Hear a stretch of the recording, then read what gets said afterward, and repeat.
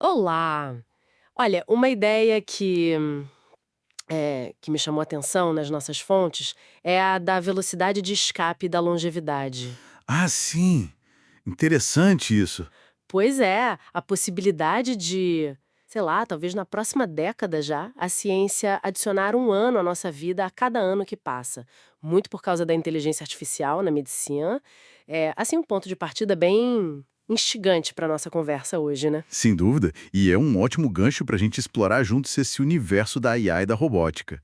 A gente tem aqui um material bem variado, né? Sim, bastante coisa. Tem artigos de história, futurologia, textos mais técnicos sobre aprendizado de máquina, machine learning, análises do cenário brasileiro e até material sobre robôs mesmo. E a ideia é tentar destilar o essencial disso tudo, né? Entender como chegamos aqui, o que é essa tal de IA e onde ela já está impactando a nossa vida. Exatamente. Compreender a evolução e o presente. Bom, essa vontade de criar máquinas inteligentes ou pelo menos autônomas, ela vem de longe, certo? Muito de longe. Se a gente pensar, tem mitos antigos, tipo o Débalo, o Golem. Verdade. E depois, mais concreto, aqueles autômatos mecânicos do século XVIII. Isso, os de Jacques Diderot, o escritor, a musicista, eram máquinas mecânicas programáveis, incríveis para a época. Mostra essa busca humana persistente, né? Com certeza. Uma busca por automação, por criar algo à nossa imagem. E essa busca ela foi ganhando contornos mais, digamos, técnicos. O Teilhard de Jacquard, lá em 1801, já usava cartões perfurados. Era uma programação bem primitiva, mas era programação. Um precursor importante. Fundamental. E depois veio o próprio termo robô que surgiu na ficção, né? Com o Karel Čapek, em 1921. Significava trabalho forçado. E as leis da robótica do Asimov. Também da ficção, mas que influenciaram muito a discussão ética. Exato. A ficção muitas vezes antecipa e molda o debate ético em torno da tecnologia. Impressionante como isso acontece. E como é que essa base toda, essa história longa, se conecta com a inteligência artificial que a gente fala hoje? Qual foi o pulo? Então, a transição veio com a formalização das ideias. O Alan Turing, com o famoso teste de Turing, lançou a pergunta: uma máquina pode pensar?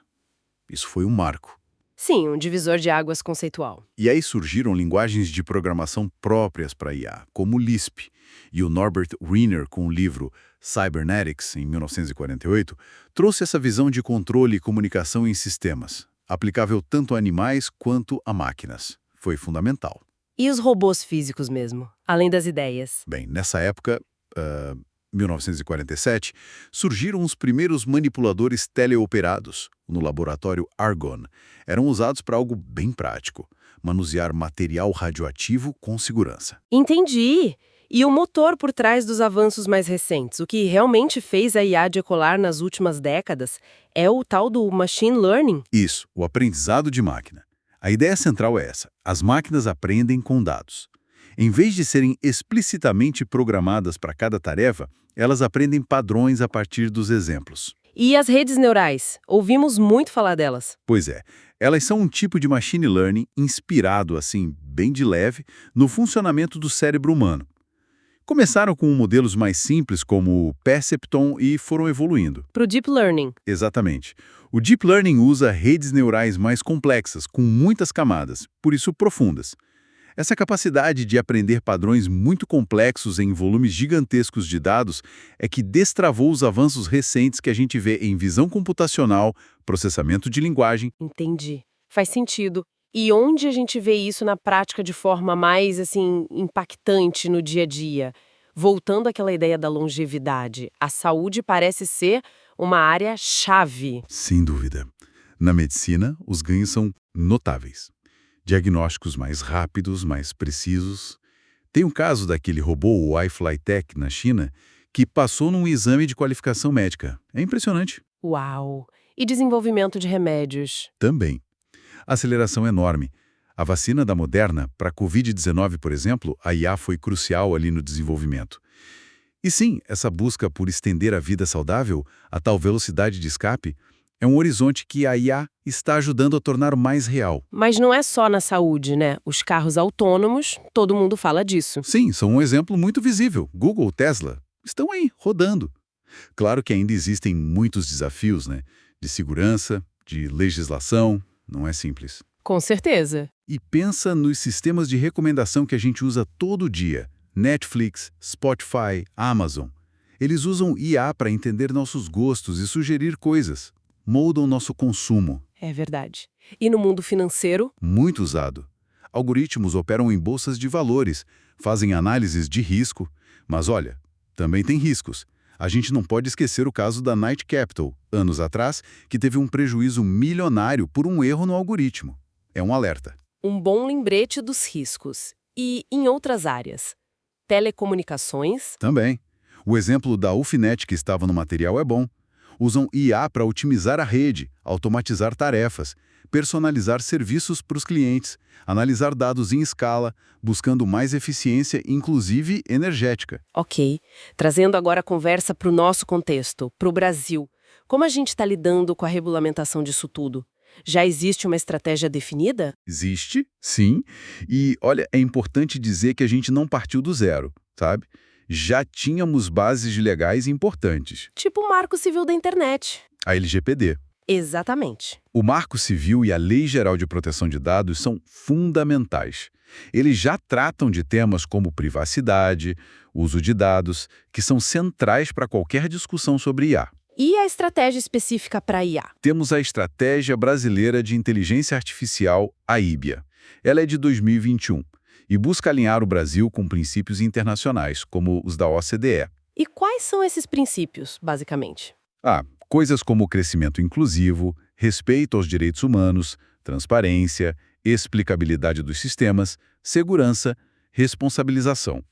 A IBIA define vários eixos de ação. Que eixos são esses? Vão desde a própria legislação e governança até aspectos internacionais, educação para formar gente na área, qualificação da força de trabalho, incentivo à pesquisa e desenvolvimento, aplicação nos setores produtivos, no poder público e também na segurança pública. É bem abrangente. E a questão dos dados abertos? Para treinar as IAs, imagino que seja crucial. Fundamental. Os planos de dados abertos do governo, tanto do executivo quanto do judiciário, são muito importantes para isso. Ter dados de qualidade e acessíveis é o combustível para a IA. O judiciário também está se mexendo nisso? Está sim. O Conselho Nacional de Justiça, o CNJ, publicou uma resolução, a 332 de 2020, que cria regras de governança para usar IA nos tribunais. E até criaram uma plataforma, a Sinapses, para compartilhar modelos de IA entre os tribunais, incentivando o uso de código aberto. É uma iniciativa interessante. Mas e os desafios? Quais são os nós que a gente ainda precisa desatar nesse cenário brasileiro? Olha, o grande desafio, eu diria, é encontrar o equilíbrio certo. Como é que a gente fomenta a inovação, que é super importante, sem abrir mão da proteção de dados das pessoas, ou de segredos comerciais e industriais. E as questões éticas, vieses nos algoritmos, falta de transparência. Exato.